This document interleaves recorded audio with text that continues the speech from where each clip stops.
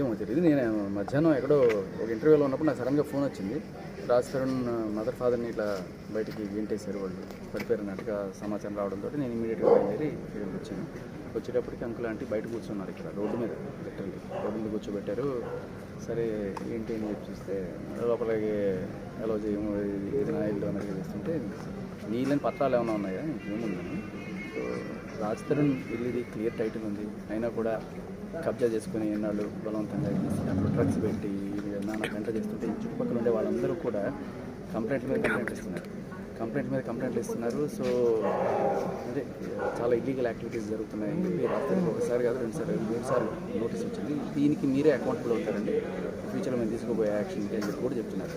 So ఇటువంటి situation నడుస్తున్నప్పుడు, అంటే ఆవిడ ఆల్రెడీ డ్రగ్స్ కేసులో ఇరుక్కున్నప్పుడైతే 45 డేస్ జడ్జిమెంట్ పోయిందో అప్పుడు రాజ్ తరుణ్ భయపడ్డాడు, మళ్ళీ ఇక్కడికి వస్తే నాకు కూడా ఈ డ్రగ్స్ చుట్టుకుంటున్న మెడక అని చెప్పి తను ఈ రాకుండా వెళ్ళిపోయి సరే 2 రోజులు వెళ్ళిపోతుందేమో తన సంబంధం తీసుకొని చెప్పి అనుకున్నాడు. కానీ బట్ తను ఏం చేసింది, ఎలా అయినా సరే వీళ్ళకి అప్లై చేసుకుందని చెప్పి రాజ్ తరుణ్ మీద ఏదో నా మొగుడు ఏదన్నట్టుగానే కేసు పెట్టింది, 493 కేసు పెట్టింది. కట్ చేస్తే మనకి వెంటనే ఒక వారం రోజులు తెలియదు. ఇవి ఇట్లాగే ఇంతకుముందు కూడా మస్తాన్ సాయి అనేవాడు నా మొగుడు అన్నట్టుగా కేసు పెట్టింది, గుంటూరు పట్టాపురం పోలీస్ స్టేషన్ అని తెలిసింది. సో రాజ్ తరుణ్తో ఎప్పుడో 2017లోనే తెగిపోయింది and Mastan Sai move on అయిపోయింది. దానికి సంబంధించిన వీడియోలు, ఆడియోలు, నా గుండె చప్పుళ్ళు మనం అందరం విన్నాం.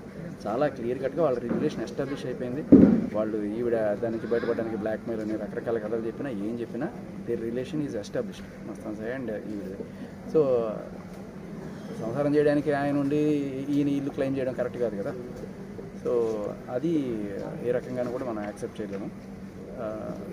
అన్నిటికంటే మించి సరే అది ఏదో కోర్టులో తెలుసుకుంటారో ఏదో చేసుకుంటారో అది వేరే విషయం. అయితే ఇప్పుడు అది నా ఇల్లు, దీంట్లోకి రావద్దు అని చెప్పి మేబీ ఆవిడ అన్నట్టుగా ఆవిడకి ఏదైనా హక్కు ఉంది అని అనుకున్నా కూడా వాళ్ళ నాన్న అమ్మ రానివ్వకుండా ఆపే హక్కు లేదు కదా, వాళ్ళ అమ్మ నాన్నది కదా ఇల్లు. ఫస్ట్ నీ పేరు మీద ఏం లేదు, రాజ్ తరుణ్ పేరు మీద ఉన్న ఈ ఇంటికి వాళ్ళ తండ్రి వాళ్ళ తల్లి రాకుండా ఆపే హక్కు నీకు ఎవరిచ్చారు?